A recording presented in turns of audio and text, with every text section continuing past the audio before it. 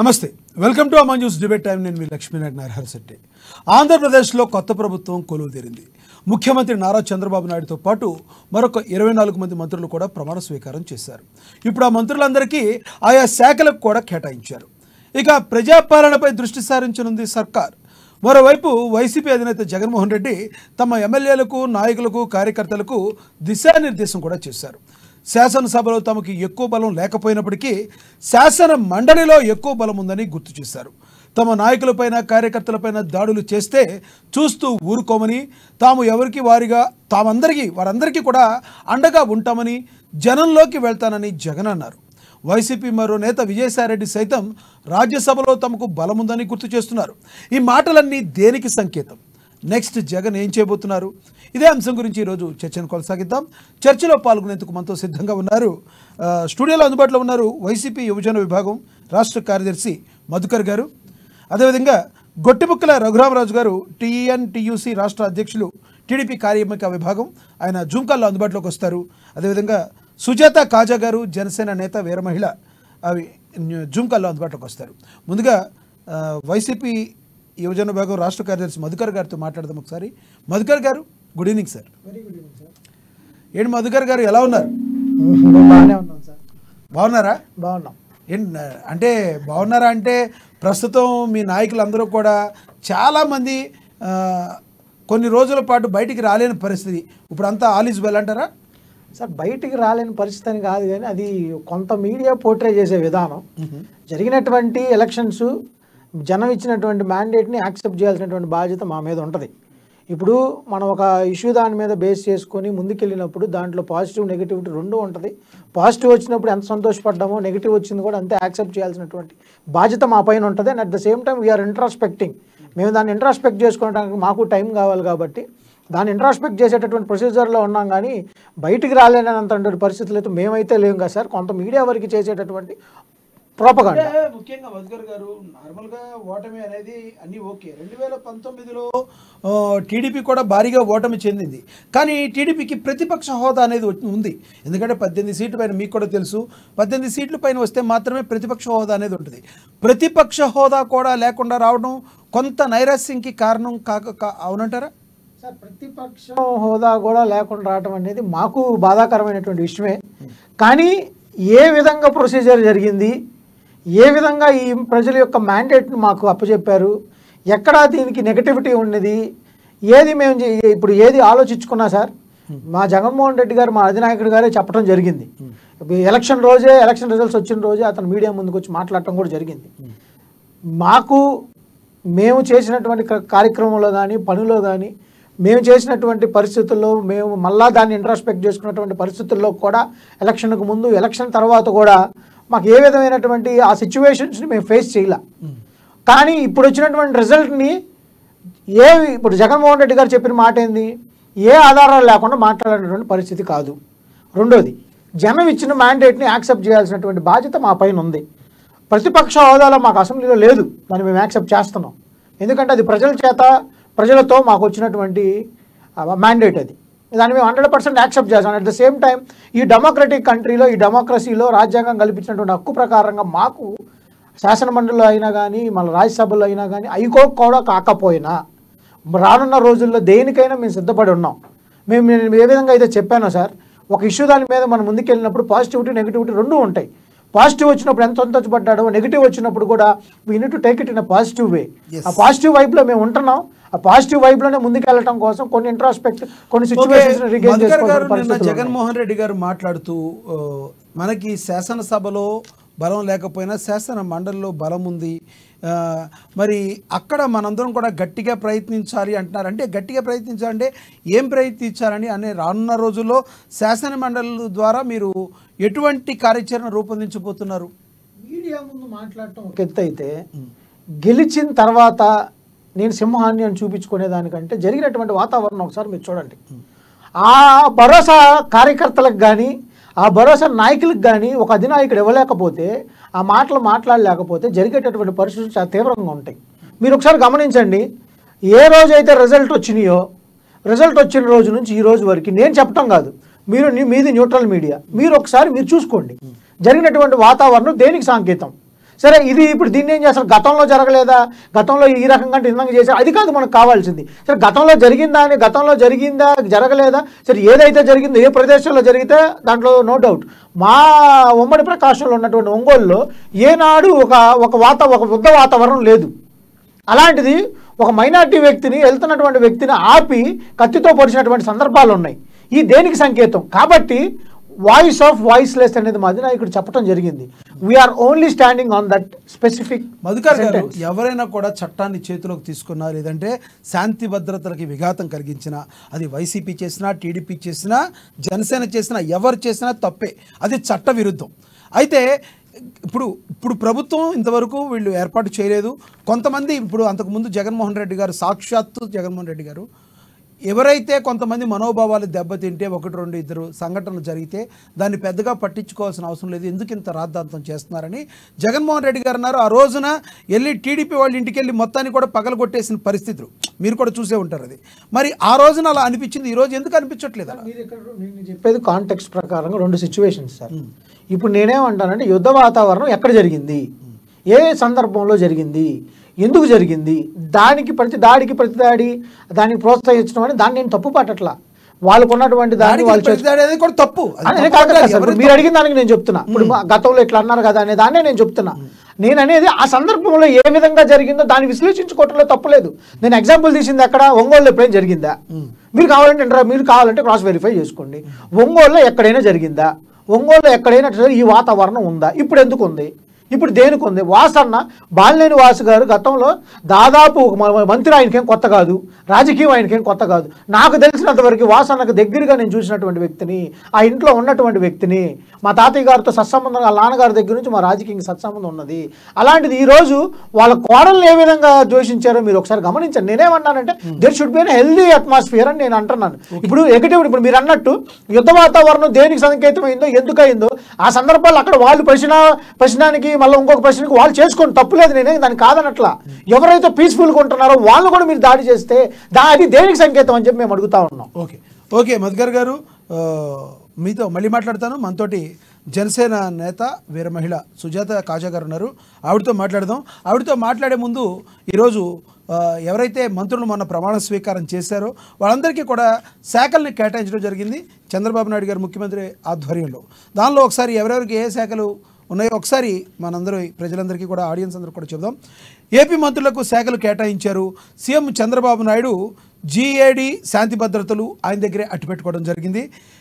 జనసేన అధినేత పవన్ కళ్యాణ్ గారికి పంచాయతీరాజ్ గ్రామీణాభివృద్ధి శాఖ, పర్యావరణ, అడవులు, సైన్స్ అండ్ టెక్నాలజీ శాఖని ఆయనకు అప్పచెప్పడం జరిగింది. ఇక నారా లోకేష్కి మానవ వనరుల శాఖ మరియు ఐటీ శాఖని లోకేష్ గారికి ఇవ్వడం జరిగింది. అచ్చెన్నాయుడు గారికి వ్యవసాయం, సహకారం, మార్కెటింగ్ శాఖలు ఇవ్వడం జరిగింది. ఇక కొల్లు రవీంద్ర గారికి గనులు మరియు ఎక్సైజ్ శాఖ ఇచ్చారు. ఇక నాదెండ్ల మనోహర్ గారికి పౌర సరఫరాల శాఖ ఇచ్చారు. ఇక నారాయణ గారికి పట్టణాభివృద్ధి శాఖ ఇచ్చారు. వంగలపూడి అనిత గారికి హోంశాఖ ఇచ్చారు. మరి వంగలపూడి అనిత గారికి హోంశాఖ ఇవ్వడం ద్వారా ఏంటంటే తాము అన్ని వర్గాలకి న్యాయం చేస్తామని నిరూపించుకోవడానికి ప్రయత్నించారనుకోవాలా, ఏమనుకోవాలి మరి తర్వాత చూద్దాం. వంగలపూడి అనిత గారికి హోంశాఖ ఇచ్చారు. సత్యకుమార్ గారికి వైద్య ఆరోగ్య శాఖ ఇచ్చారు. ఇక నిమ్మల రామానాయుడు గారికి జలవనరుల శాఖ ఇచ్చారు. ఫరూక్ గారికి న్యాయ మరియు మైనారిటీ శాఖ ఇచ్చారు. రామనారాయణ రెడ్డి గారికి దేవాదాయ శాఖ ఇచ్చారు. పయ్యవుల కేశవ్ గారికి ఆర్థిక శాఖను ఇచ్చారు. ఇక అనగాని సత్యప్రసాద్ గారికి రెవెన్యూ శాఖ, పార్థసారథి గారికి హౌసింగ్ సమాచార శాఖ, డోలబాల వీరాంజనేయ స్వామికి సాంఘిక సంక్షేమ శాఖను ఇవ్వడం జరిగింది. ఇక గొట్టిపాటి రవికుమార్కి విద్యుత్ శాఖని అప్పచెప్పడం జరిగింది. కందుల దుర్గేష్కి టూరిజం మరియు సినిమాటోగ్రఫీ ఇవ్వడం జరిగింది. కందుల దుర్గేష్ అంటే మీకు తెలుసు జనసేన. నాదెండ్ల మనోహరు, కందుల దుర్గేష్, పవన్ కళ్యాణ్ గారు ముగ్గురికి మాత్రమే మంత్రిత్వ శాఖలో చోటు కల్పించడం జరిగింది. ఇక గుమ్మడి సంధ్యారానికి మహిళా మరియు గిరిజన సంక్షేమ శాఖ ఇవ్వడం జరిగింది. జనార్దన్ రెడ్డికి రోడ్లు మరియు భవనాల శాఖ, టీజీ భరత్కి పరిశ్రమలు మరియు వాణిజ్యం, ఫుడ్ ప్రాసెసింగ్ శాఖను ఇవ్వడం జరిగింది. సవిధికి బీసీ వెల్ఫేర్ చేనేత, వాసంశెట్టి సుభాష్కి కార్మిక, ఫ్యాక్టరీలు, బాయిలర్లు, ఆరోగ్య బీమా సేవల శాఖను ఇచ్చారు. ఇక కొండపల్లి శ్రీనివాస్కి సూక్ష్మ, చిన్న, మధ్య తరహా పరిశ్రమల శాఖను అప్పచెప్పడం జరిగింది. సర్ఫా, ఎన్ఆర్ఐ, సాధికారత మరియు సంబంధాలు. ఇక మండిపల్లి రాంప్రసాద్ రెడ్డికి రవాణా మరియు క్రీడా యువజన సర్వీసులు. టోటల్గా 25 మంది ముఖ్యమంత్రి చంద్రబాబు నాయుడు గారితో కలిపి అందరికీ కూడా శాఖలన్నింటినీ కూడా ఎవరి వాళ్ళకి అప్పచెప్పడం జరిగింది. ఇవన్నీ కూడా ప్రజలకి అందుబాటులో ఉండి అన్నిటికీ కూడా ఈ మంత్రులే చూసుకోవాల్సిన బాధ్యత ఉంటుందని కూడా చంద్రబాబు గారు చెప్పడం జరిగింది. ఇప్పుడు మనం ఒకసారి సుజాత గారితో మాట్లాడదాం. సుజాత గారు, గుడ్ ఈవినింగ్ అండి. గుడ్ ఈవినింగ్ అండి. సుజాత గారు, ముందుగా కంగ్రాచ్యులేషన్స్. మీరు క్యాబినెట్లో మంత్రి పదవులు కూడా దక్కించుకున్నారు మీ జనసేన పార్టీ నుంచి. అండ్ పవన్ కళ్యాణ్ గారికి ఈ శాఖలు ఇవ్వడంపై మీ యొక్క అభిప్రాయం ఏంటి? థ్యాంక్ యూ అండి. ముందుగా మీకు అలాగే అమ్మ టీవీ వీక్షకులకి, ప్యానెల్లో ఉన్న తోటి మిత్రులందరికీ శుభ సాయంత్రం అండి. అంటే పవన్ కళ్యాణ్ గారు ఎంచుకున్న పవన్ కళ్యాణ్ గారికి ఈ వచ్చిన శాఖలు ఏవైతే ఉన్నాయో పంచాయతీరాజ్ శాఖ కానీ, గ్రామీణాభివృద్ధి, గ్రామీణ నీటి సరఫరా శాఖ, అలాగే పర్యావరణ, అడవులు, సైన్స్ అండ్ టెక్నాలజీ, ఇవన్నీ కూడా ఆయనకి ఖచ్చితంగా యాప్ట్ అయ్యే శాఖల కింద మేము భావిస్తున్నామండి. ఎందుకంటే మనం గతంలో ఎన్నోసార్లు పవన్ కళ్యాణ్ గారు చెప్పడం విన్నాం.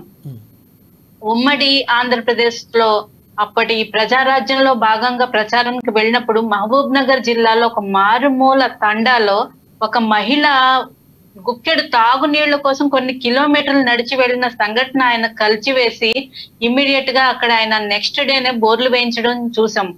అంటే అప్పటి నుంచి పవన్ కళ్యాణ్ గారి మదిలో సరైన త్రాగునీటి సౌకర్యం మారుమూల ప్రాంతాల్లో లేదనే బాధ, ఆవేదన ఆయనకి అంతరంగంలో ఉండిపోయిందన్న మాట వాస్తవం అండి. ఇప్పుడు ఆయనకి ఇచ్చిన శాఖ ద్వారా ఆయన ఖచ్చితంగా రక్షిత తాగునీరు ఏదైతే ఉందో అది మారుమూల గ్రామాలతో సైతం అందించే చర్యలు ఖచ్చితంగా తీసుకుంటారండి. మాకు చాలా సంతోషంగా ఉంది ఆ విషయంలో. పిఠాపురానికి కూడా పవన్ కళ్యాణ్ గారు వెళ్తున్నట్టుగా తెలుస్తుంది. అవునండి, 20 తారీఖు తర్వాత వెళ్తారన్నారు. అలాగే అడవులు, పర్యావరణ శాఖ విషయంలోకి వస్తే కనుక ఇంతకు ముందే జనసేన ప్రపంచ పర్యావరణ దినోత్సవం రోజు ఎన్నో కార్యక్రమాలు జనసేన పార్టీ తరపు నుంచి చేపట్టేవాళ్ళు. అటు మొక్కలు నాటే కార్యక్రమం కానీ, పరిసరాల పరిశుభ్రత కానీ, ఇంకా ఎన్నో రకాల కార్యక్రమాలు మేము సముద్ర తీరాల్లో ఉన్న పేరుకుపోయిన చెత్తను క్లీన్ చేయడం కానీ, అలాంటి ఎన్నో కార్యక్రమాలు ఇంతకు ముందు చేపట్టేవండి. చెరువులు పూడికలు తీయడం కానీ, చెరువుల్లో ఉన్న చెత్తను తీయడం, తొలగించడం కానీ, అలాగా ప్రతి నియోజకవర్గంలో, ప్రతి గ్రామంలో, ప్రతి మండల స్థాయిలో మా సైనికులకి, జన సైనికులు, వీర మహిళలు ఎన్నో కార్యక్రమాలు చేపట్టారు. పవన్ కళ్యాణ్ గారు ఒక ప్రఖ్యాతమైన ఒక కార్యక్రమం ఇంతకు ముందుకి శ్రీకారం చుట్టారండి. మన నుడి మన నది అనే ఒక కార్యక్రమం పెద్ద ఎత్తున వాటర్ మ్యాన్ ఆఫ్ ఇండియా ఆయన సహకారంతో, సహాయ సహకారాలతోటి, అలాగే మా పార్టీ సీనియర్ నాయకులు బొలిశెట్టి సత్య గారు సహాయ సహకారాలతోటి ఒక మంచి కార్యక్రమానికి శ్రీకారం చుట్టి దాన్ని ముందుకు తీసుకెళ్ళడం జరిగింది.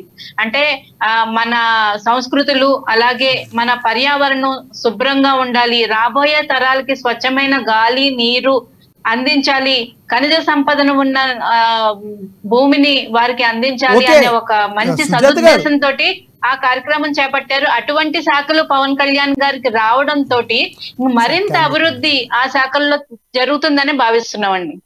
సుజాత గారు, మీరు చెయ్యాలి అనుకుంటున్నారు. చెయ్యాలి అనుకున్నవన్నీ కూడా ఇప్పుడు ప్రభుత్వం ఇది సింగిల్గా వచ్చింది కాదు, ఇది ఒక సంకీర్ణ ప్రభుత్వం, అంటే ఒక కూటమిగా ఏర్పడ్డ ప్రభుత్వం. వీటన్నిటికీ కూడా మరి ఒకరితో ఒకళ్ళు చర్చించుకుని చేయాల్సిన పరిస్థితులు ఉంటాయి. ఇవన్నీ కూడా ప్రజలందరికీ కరెక్ట్గా చేయగలరని మీరు అనుకుంటున్నారా? ఖచ్చితంగా అండి. ఇటు పవన్ కళ్యాణ్ గారే కాదు, ప్రభుత్వంలో ఉన్న ప్రతి మంత్రి కూడా వాళ్ళకు వచ్చిన శాఖల్లో 100% వాళ్ళు దానికి న్యాయం చేస్తారనే భావిస్తున్నామండి. కూటమిలో మంచి సహృద్భావ వాతావరణం ఉంది, అందరికీ మంచి అండర్స్టాండింగ్ ఉంది. ఎలాగైనా ఇప్పుడు ఇంత దారుణమైన పరిస్థితుల్లో అప్పుల్లో కూరుకుపోయిన రాష్ట్రాన్ని, వెనుకబడిపోయిన రాష్ట్రాన్ని మనం ముందుకు తీసుకెళ్ళాలి, ప్రజలకి అభివృద్ధి చూపించాలి, అలాగే మన రాష్ట్రం యొక్క సంపదను పెంచాలి, పెట్టుబడులు తేవాలని ఒకటే ధ్యేయంతో ఇప్పుడు గత 5 ఏళ్లుగా జరిగిన దుర్మార్గాల నుంచి ఇప్పుడే నరకాసుర వధ జరిగి పండగ జరుపుకున్న వాతావరణంలో ఖచ్చితంగా అందరి మధ్య సమన్వయం ఉండి జగన్మోహన్ రెడ్డి గారు మాట్లాడారు, విన్నారా మీరు? నుంచి కూడా నిధులు వస్తాయండి. సుజాత గారు, నిన్న జగన్మోహన్ రెడ్డి గారు మాట్లాడారు, విన్నారా మీరు? విన్నానండి. దాని గురించి ఏమంటారు మీరు? అంటే జగన్మోహన్ రెడ్డి గారు ఒక ఓటమి తర్వాత కూడా ఏం తప్పులు జరిగినాయి పార్టీలో, ఎందుకు ఇంత ఘోరమైన ఓటమి వాళ్ళకి ఎదురైంది అన్నది ఇంకా వాళ్ళు అట్లీస్ట్ రెక్టిఫై చేసుకునే ఆలోచనలు కానీ పునరాలోచించే చర్యలు కానీ చేపట్టకపోవడం చాలా ఆశ్చర్యంగా ఉందండి. ఎందుకంటే ఈ 5 సంవత్సరాలు వాళ్ళు ఏవైతే తప్పులు చేశారో, ఏవైతే పర్సనల్ వ్యక్తిగతమైన దూషణలకి దాడులకి దిగారో అదే రూట్ లో మళ్ళీ వెళ్తామంటే అంటే వారి యొక్క ఆలోచన విధానం కానీ మీరు గమనించారో లేదో, కొంతమంది వైసీపీ కార్యకర్తల మీద మీరు చూసే ఉంటారు, కొంతమంది జనసేన వాళ్ళు లేకపోయినప్పటికీ టీడీపీ వాళ్ళు చేసినా కూడా దానికి సమాధానం మీరు చెప్పాల్సిన బాధ్యత ప్రభుత్వంలో మీరు ఉన్నారు కాబట్టి ఈ రోజున కొంతమంది అప్పటికి ప్రభుత్వం మీరు ఫామ్ చేయకపోయినప్పటికీ ప్రమాణ స్వీకారం చేయకపోయినప్పటికీ కూడా కొంతమంది టీడీపీ కార్యకర్తలు వైసీపీ నాయకుల ఇళ్ల మీద దాడి చేయడం జరిగింది. దీన్ని ఎలా చూస్తారు మీరు? దాని గురించి జగన్మోహన్ రెడ్డి గారు చెప్పారు, దాడులు చేయడం దీన్ని కరెక్ట్ కాదు, ఈ రకంగా దాడులు చేయడం ఏంటని చెప్పారు. దానికి మేము నాయకులకి కార్యకర్తలకి అండగా ఉంటామని చెప్పారు. దాన్ని ఏమంటారు మీరు? సార్, ఏ పార్టీ నాయకుడైనా కార్యకర్తలకు అండగా ఉండాలి, ఉంటారు కూడా. అలాగే దాడులు అన్నవి ఎవరు చేసినా 100% అది తప్పే సార్, ప్రతి ఒక్కరు ఖండించాల్సిందే.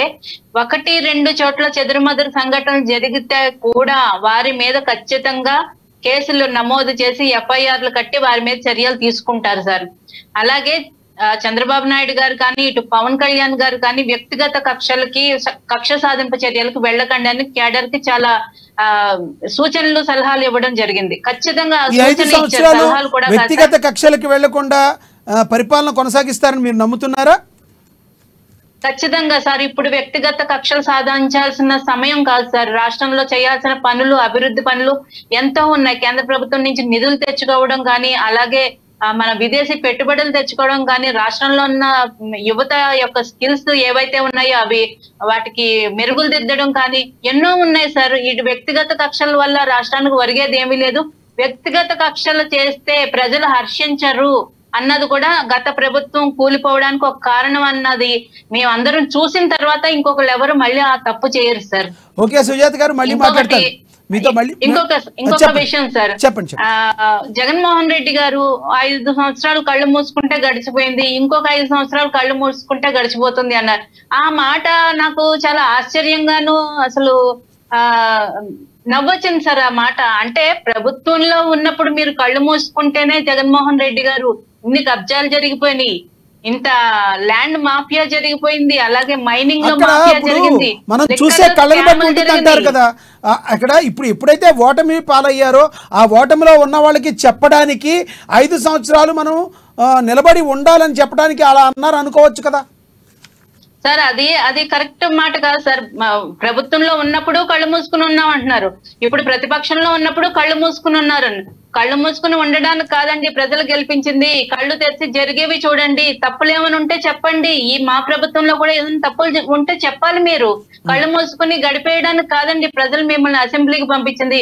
ఖచ్చితంగా మీరు అందరూ అసెంబ్లీకి రావాలి. 11 మంది ప్రతిపక్ష హోదా ఉన్నా శాసన మండలిలో బలంగా ఎదుర్కొంటాం అంటున్నారు. అంటే శాసన మండలిలో ఏం ఎదుర్కోబోతున్నారు అంటే గత ప్రభుత్వంలో శాసన మండలిని రద్దు చేయాలి అని చెప్పిన జగన్మోహన్ రెడ్డి గారు ఈ రోజున శాసన మండలిలో బలంగా ఉంటారంటే అర్థం ఏముంటుందో మీరేమైనా చెప్పగలరా?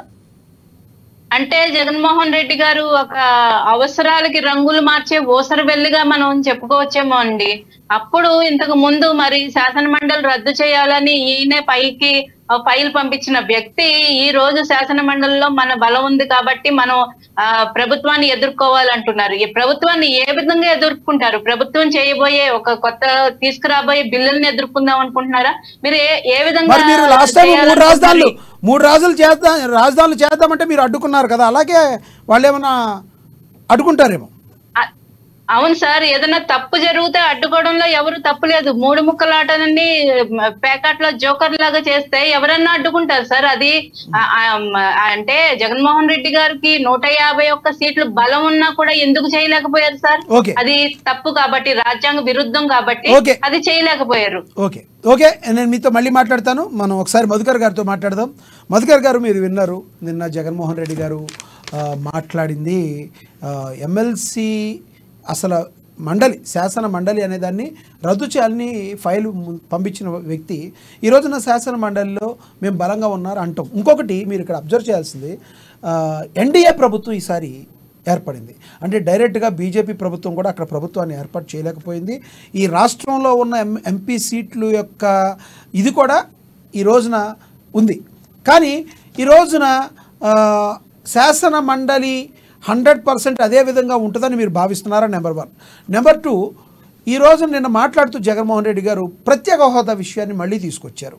ప్రత్యేక హోదా విషయాన్ని గతంలో వాళ్ళ దగ్గర ఎక్కువ సీట్లు లేకపోవడం వల్లనే మేము సరిపడా సీట్లు ఉండడం వల్లనే మేము అడగలేకపోయాము.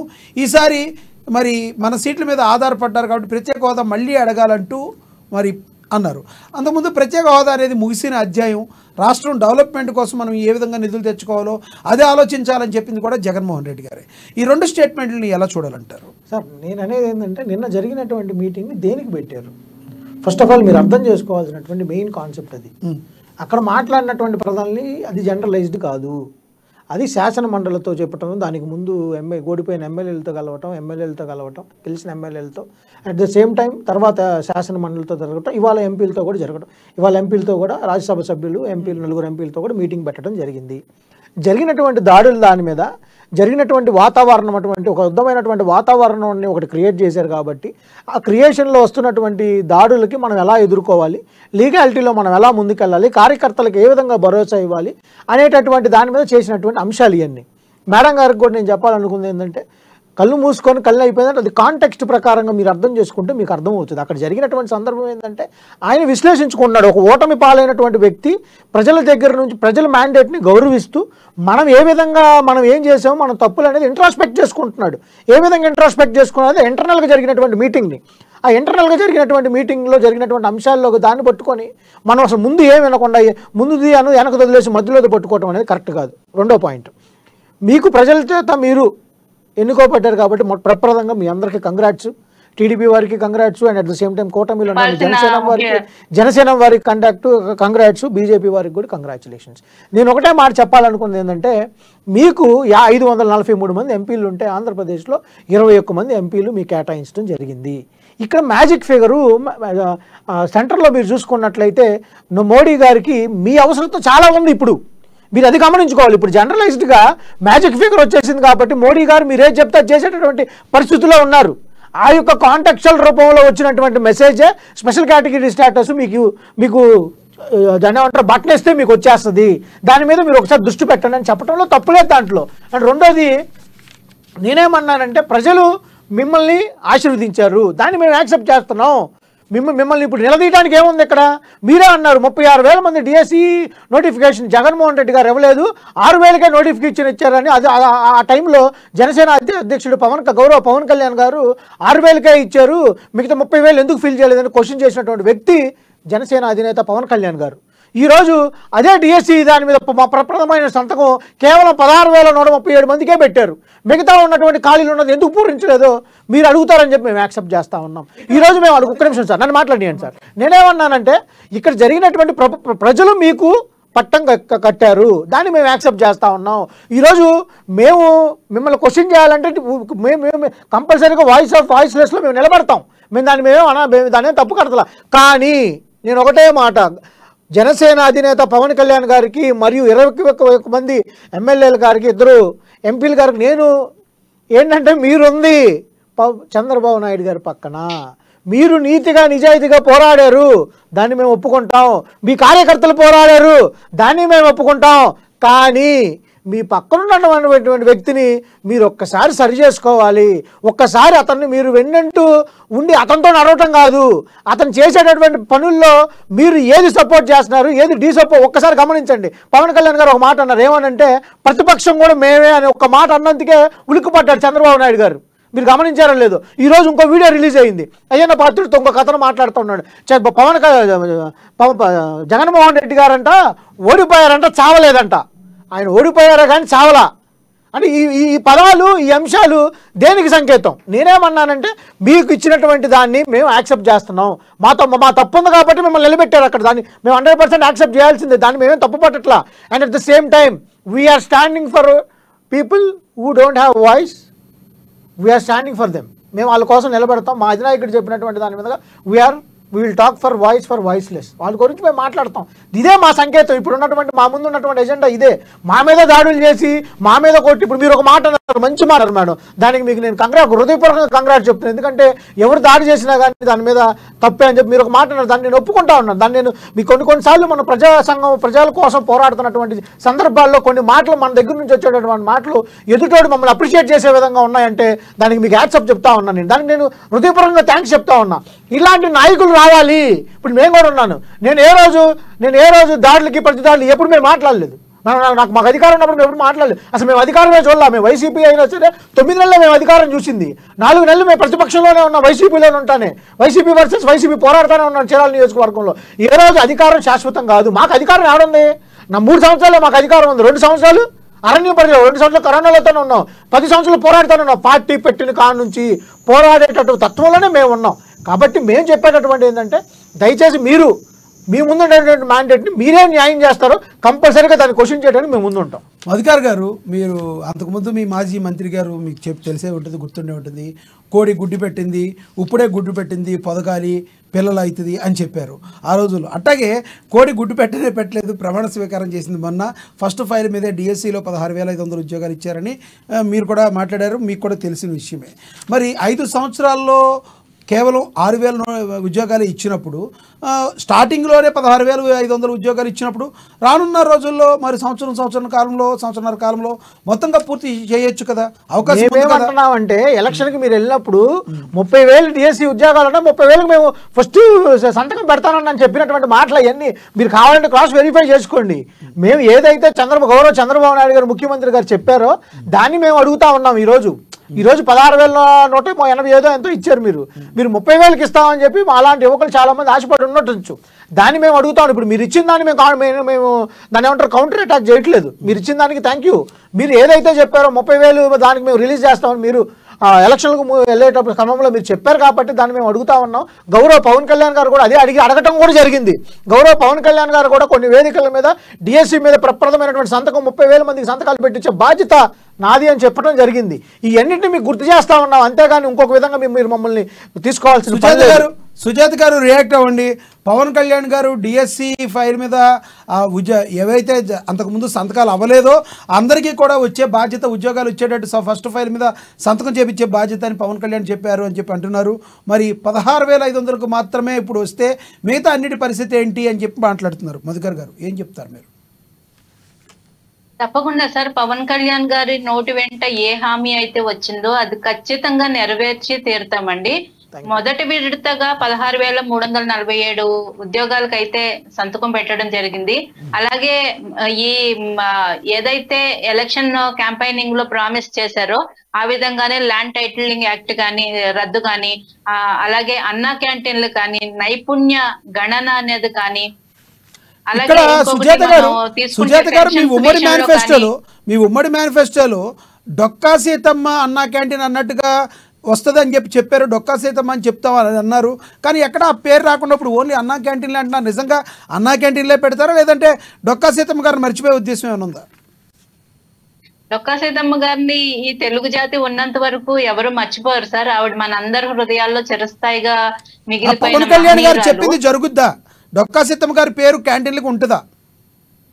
ఖచ్చితంగా ఉంటుంది సార్. ముందు పేదవాడికి కడుపు నిండాలి, అన్నం పెట్టాలి. అది పేరు ఇప్పుడు అన్నా క్యాంటీన్ అని పెట్టినంత మాత్రాన, లేదంటే డొక్కా సీతమ్మ అని పెట్టినంత మాత్రాన కాదు సార్. ముందు అయితే పథకం ప్రారంభమైంది. ఖచ్చితంగా పవన్ కళ్యాణ్ గారు డొక్కా సీతమ్మ అన్నా క్యాంటీన్ అని రెండు కలిపి వచ్చేటట్టు పెట్టమని చెప్పి ఒక సూచన చేయడం జరిగింది. వారు ఆ సూచన తీసుకుని పాటిస్తారనే మేము భావిస్తున్నాము. మొదటగా ముందైతే సుజాత గారు ఉమ్మడి మేనిఫెస్టోలో సూచన కాదు, డొక్కా సీతమ్మ అన్నా స్ఫూర్తితో అన్నా క్యాంటీన్ అని చెప్పి మీ ఉమ్మడి మేనిఫెస్టోలు ఇచ్చారు. కానీ ఈ రోజున మాట్లాడతాం మాత్రం కేవలం అన్నా క్యాంటీన్ అంటున్నారు.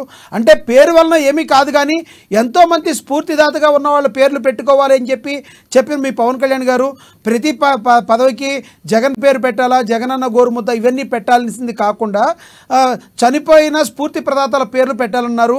ఆ స్ఫూర్తి ప్రదాతల్లో అన్న అంటే ఎన్టీఆర్ గారి పేరు, ఆయనతో పాటు మరి డొక్కా సీతమ్మ గారి గురించి అసలు అందరికీ తెలియజెప్పింది మీ పవన్ కళ్యాణ్ గారు. మరి ఆ పేరు పెట్టకపోతే మీ జనసేన పార్టీకి లాస్ అయ్యే అవకాశం లేదంటారా? పథకం రూపుదాల్చుకునేటప్పటికి ఖచ్చితంగా డొక్కా సీతమ్మ అన్నా క్యాంటీన్ అనే అది వస్తుంది సార్ బయటికి. నిన్న ఫైల్ మీద అంటే అంతకు ముందు ఆ పథకం కొనసాగించారు చేసున్నారు కాబట్టి అలా వచ్చింది న్యూస్ లో, కానీ ఖచ్చితంగా డొక్కా సీతమ్మ అన్నా క్యాంటీన్ అనే వస్తుంది సార్. కూటమి నేతలు ఏ ఒక్క చిన్న విషయాల్లో కూడా పొరపచ్చాలు వచ్చి మళ్ళీ విభేదాలు తలెత్తకుండానే చూసుకుంటున్నారు. ప్రతి ఒక్క విషయం కూడా చాలా జాగ్రత్తగా గమనించుకుంటూ వస్తున్నారు. అలాగే నాగబాబు గారు కూడా ఒక వీడియో రిలీజ్ చేయడం జరిగింది, కూటమిలో చిచ్చు పెట్టేటట్టు వార్తలు రాసే వాళ్ళని సహించబోమని. అలాంటిది మా వైపు నుంచి అటు యాజ్ వెల్ యాజ్ టీడీపీ వైపు నుంచి కూడా చాలా జాగ్రత్తగా అడుగులు వేస్తున్నాం, చాలా జాగ్రత్తగా మాటలు కూడా ఆచితూచి మాట్లాడుతున్నాం సార్. అటువంటిది ఇప్పుడు పేరు విషయంలో వారు మాట వెనక్కి తీసుకుంటారు, మరి మాట మారుస్తారని అయితే మేము భావించమండి. ఖచ్చితంగా డొక్కా సీతమ్మ అన్నా క్యాంటీన్ అనే అది పథకం రూపుదిద్దుకుంటుందని భావిస్తున్నామండి. సుజాత గారు, జగన్మోహన్ రెడ్డి గారు జనాల్లోకి వెళ్తున్నట్లుగా కూడా నిన్న ప్రకటించారు. మరికొన్ని రోజుల్లో తాను ఏమి కోసం జనాల్లోకి వెళ్తున్నారని మీరు అనుకుంటున్నారు? ఏం చెప్పడానికి జనాల్లోకి వెళ్తున్నారు జగన్మోహన్ రెడ్డి గారు మీరు అనుకుంటున్నారు? జగన్మోహన్ రెడ్డి గారు అధికారంలో ఉన్నప్పుడు జనాల్ని కలుసుంటే ఈ రోజు అధికారం కోల్పోయి జనాల దగ్గరికి వెళ్లాల్సిన అవసరం వచ్చేది కాదండి. అంటే జనాల దగ్గరికి వెళ్ళడం తప్పని నేను అనట్లేదు, ప్రజల్ని ఒక అంటరాని వాళ్ళలాగా లేదంటో ఏదో వారిని అసలు సమాజం నుంచి వెలివేసేసినట్టు ఇంకెవరో చూసినట్టు దూరంగా ఎందుకు పెట్టారు ఇన్ని రోజులు? ప్రజల నుంచి పరదాలు కట్టుకుని ఎందుకు తిరిగారు జగన్మోహన్ రెడ్డి గారు? అంతే, ఇంతకు ముందు కూడా ఎంతో మంది ముఖ్యమంత్రులు చేశారు. అంటే బ్యారికేడ్లు పెట్టేసుకుని ఇంకేదో చేసుకుని అసలు ప్రజలు కనిపించకుండా రైతులను పలకరించడానికి కూడా అంటే హైవే రోడ్ మీద స్టేజ్ వేసుకున్న రైతులను పలకరించి అసలు ఆ పద్ధతులు ఏవి బాగాలేదండి.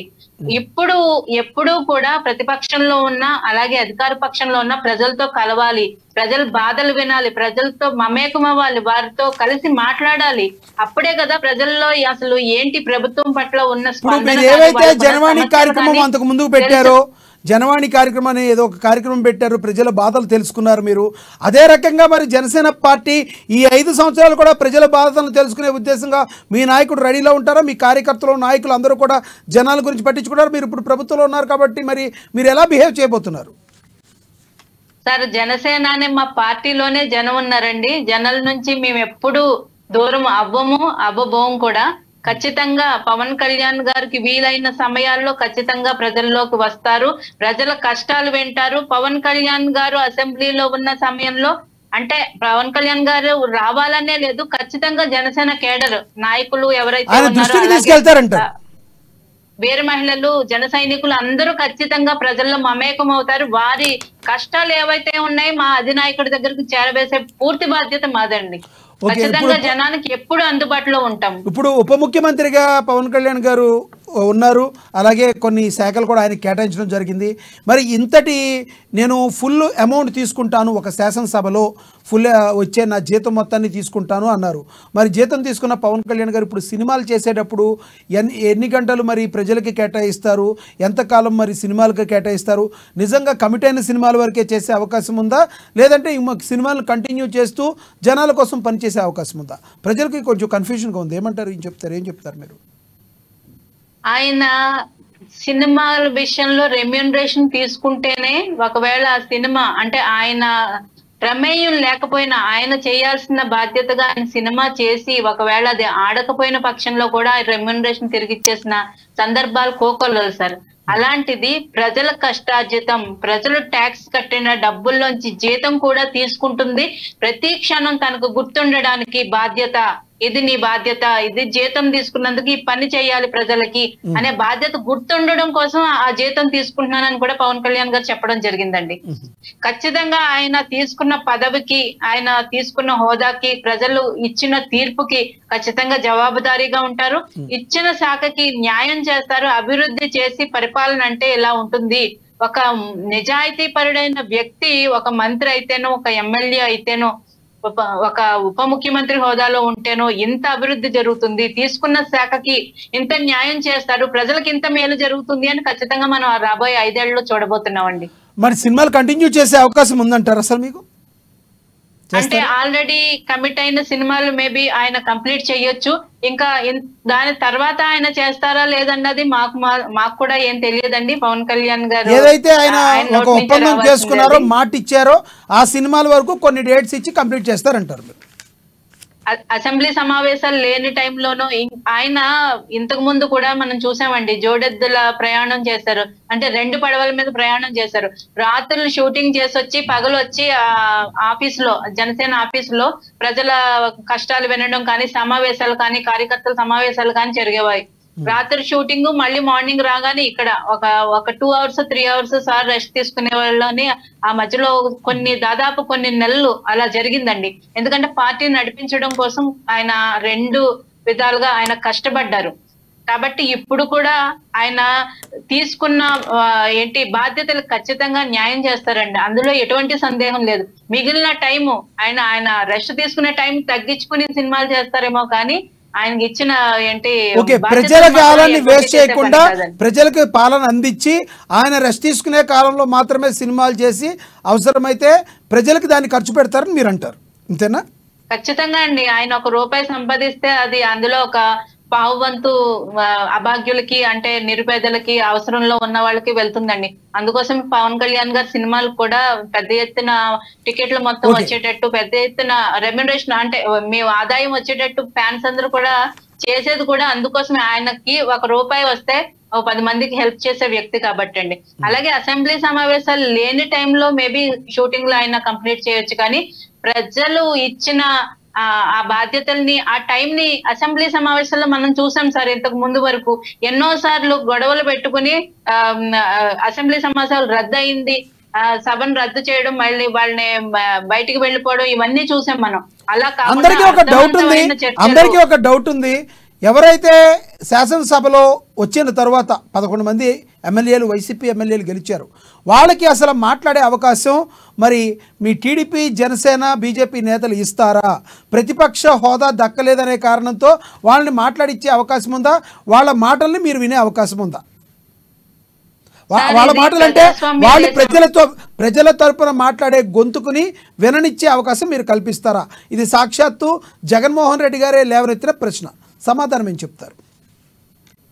ఈ విషయంలోనే జగన్మోహన్ రెడ్డి గారికి సరైన అవగాహన లేదు, సరైన దృష్టి లేదు అని నేను చెప్తున్నాను సార్. ఎందుకంటే ఇది ప్రజాస్వామ్య దేశం.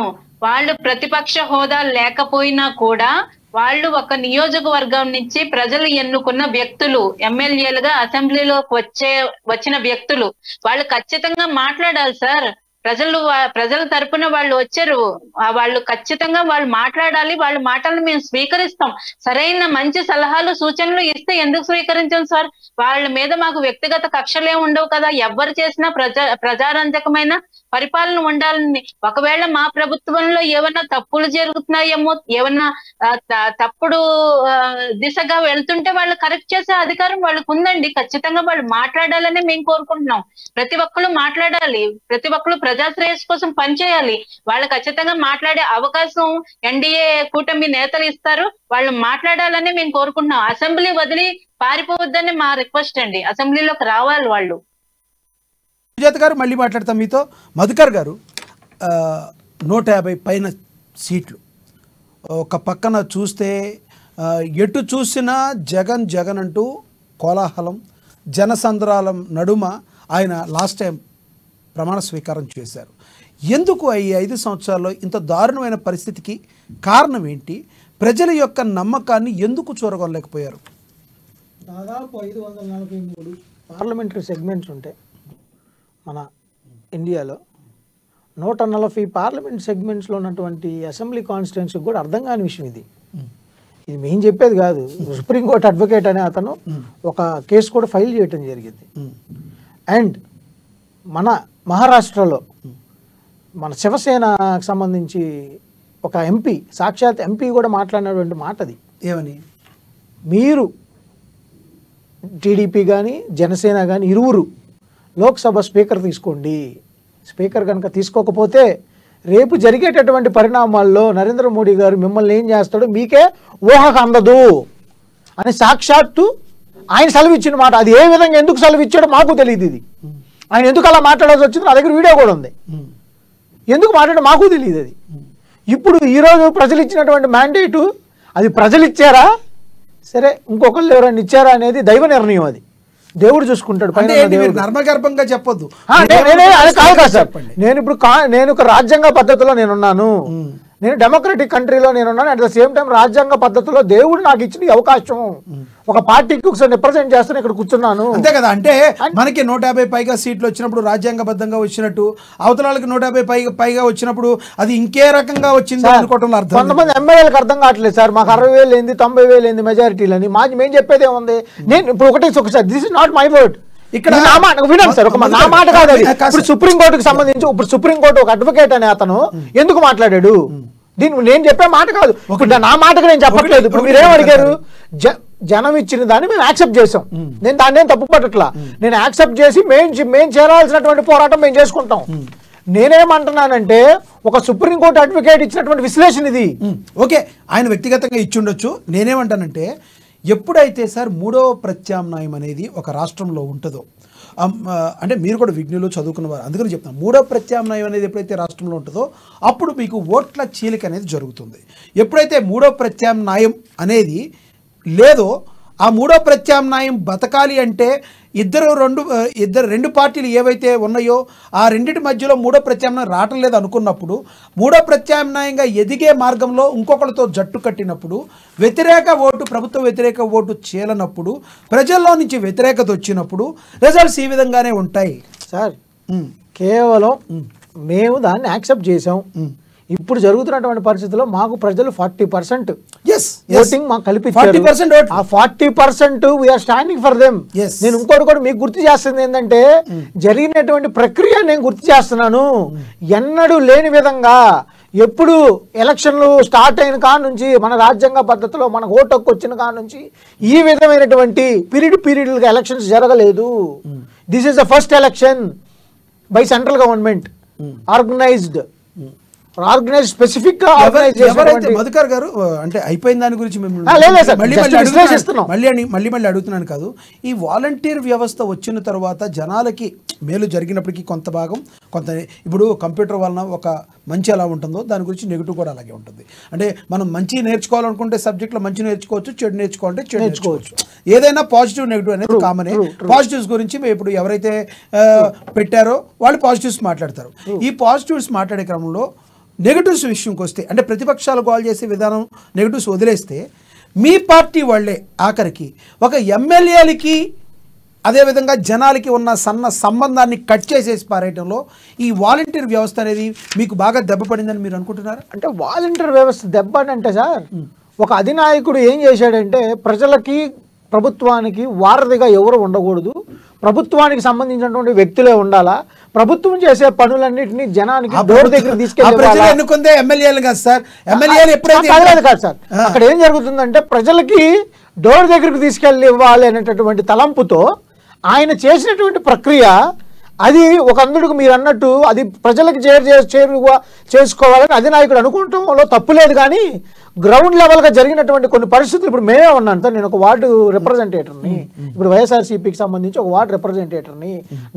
నాకు సంబంధించినటువంటికి దాదాపు 2 సంవత్సరాల 9 నెలలు మా పరిమిత కాలం అయిపోయింది.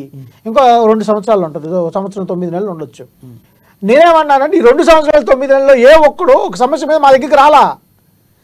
అది ఒకనొక టైంలో ఏముంటుందంటే, ఒక వాలంటీర్ సంతకం పెట్టాలి, ఒక ప్రజాప్రతినిధి దగ్గరికి వెళ్తే ఒక పెన్షన్ అయితేనేమి, వైఎస్ఆర్ చేయూత అయితేనేమి, ఆసరా అయితేనేమి, ఇంకొక ఇతర కార్పొరేషన్ లోన్లు అయితేనేమి ఉండేవి. ఇప్పుడు ఈరోజు రావట్లా. దీనికి ఏమైనా చేశారు, డైరెక్ట్గా ప్రజల్ని ప్రభుత్వం ప్రజల దగ్గరికి తీసుకెళ్ళడం జరిగింది. దీంట్లో పాజిటివిటీ ఎంత ఉందో నెగిటివిటీ కూడా మీరు చెప్పినట్టు నాయకులకు ఉంటుంది. ఇప్పుడు మా లాంటి నాయకులు ఏమైపోయారు, ప్రజలకి మాకు సత్సంబంధాలు లేవు, ప్రజలు మాతో మమేకం అయ్యేటోళ్ళు మర్చిపోయారు. అసలు మాతో అవసరం లేదు సార్, అక్కడ మమ్మల్ని మర్చిపోవటం కాదు, మాతో అవసరం ఉండాలి కదా, మాతో అవసరం ఏముంటుంది వాళ్ళకి, లేదు. ఇది ఒక అధినాయకుడి తలంపు, దానికి ప్రతిఫలంగా దానికి వ్యతిరేకంగా ఇచ్చిన తీర్పు ఇదే అనేది మాకు క్వశ్చన్ మార్కే. ఇప్పుడు మీరు అనుకున్నట్టు మేము ఇంట్రాస్పెక్ట్ చేసుకుంటాం. This is a process of an introspect. వైసీపీలో అంతకు ముందు ఉన్న కొంతమంది మంత్రుల వలన మీ పార్టీకి బాగా బ్యాడ్ వచ్చింది అని అప్పుడు కాకపోయినా ఇప్పుడైనా మీరు ఒకసారి బేరీజు వేసుకున్న తర్వాత మాట్లాడుకున్న పరిస్థితులు ఉన్నాయా? కొంతమంది ఒకటి సార్, మంచి జరిగితే నేను, చెడు జరిగితే అతను. ఈరోజు మానవ సమాజం హ్యుమానిటీ గ్రౌండ్లో హ్యుమానిటీకి ఉన్నటువంటి నేచర్ అది. అట్లా కాదు ఇప్పుడు అతని వల్ల ఇతని వల్ల అనేది కాదు. ఇప్పుడు దెబ్బ కొట్టింది 11 కదా, మాకు 11 ఉన్నాయి. 164 అనేది ప్రజల తీర్పు. ఉమ్మడి కుటుంబానికి పట్టం కట్టారు. ఈరోజు అతని వల్ల జరిగిందా ఇతని వల్ల జరిగిందని మనం మాట్లాడుకోవడం దానికంటే ఎందుకు జరిగిందనే మాట్లాడుకోవడంలో కరెక్ట్. ఇప్పుడు ఇది మనం మనం మనం మనం దాన్ని ఏమంటారంటే ఈక్వాలిటీకి ఆలోచించాలనుకుంటే ఒకరి మీద బురద చల్లి మనం వైట్ కాలర్తో ఉండటం అనేది కరెక్ట్ కాదు సార్. ఇక్కడ జరిగినటువంటి ప్రొసీజర్ అన్ని చోట్ల జరిగింది, ఒక్క చోట కాదు. మా చీరాల నియోజకవర్గంలో 22,000 మెజారిటీ టీడీపీకి వచ్చింది. మాకు చీరాల నియోజకవర్గంలో టీడీపీ జెండానే ప్రతిపక్షంలో ఉండదు, ప్రతిపక్ష పాత్ర పోషించదు. మా చీరాలలో ఏంటంటే ప్రతిపక్ష పాత్ర వైసీపీ వర్గపోరు.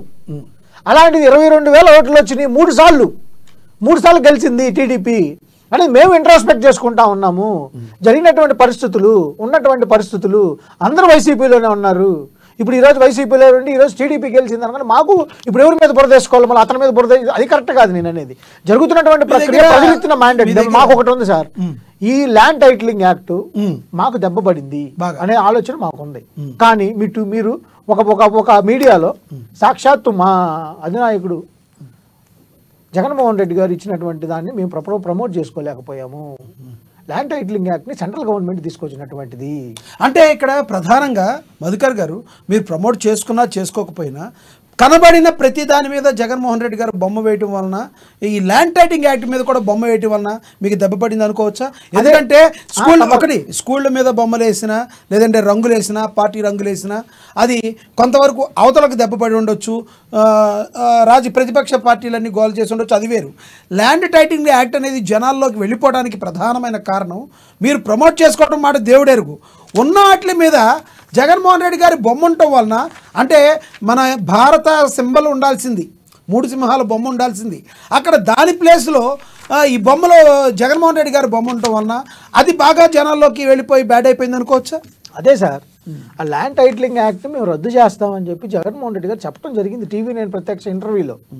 నేను అనేది ఏంటంటే దీన్ని ప్రజల్లోకి తీసుకెళ్లడంలో టీడీపీ పాత్ర, జనసేన పాత్ర చాలా ముమ్మరంగా వెళ్ళింది.